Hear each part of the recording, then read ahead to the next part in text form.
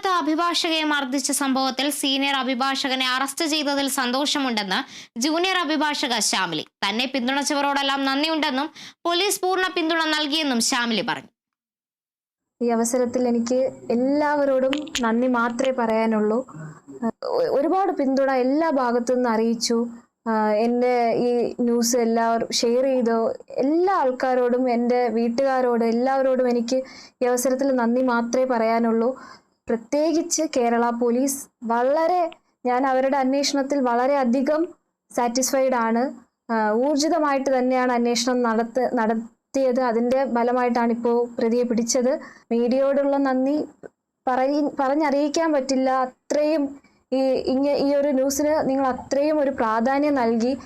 കേരള ജനത എല്ലാവരും അവരുടെ ഒരു മകളെപ്പോലെ കണ്ട് എന്നെ സപ്പോർട്ട് ചെയ്തു. എല്ലാവരോടും ഒത്തിരി നന്ദി.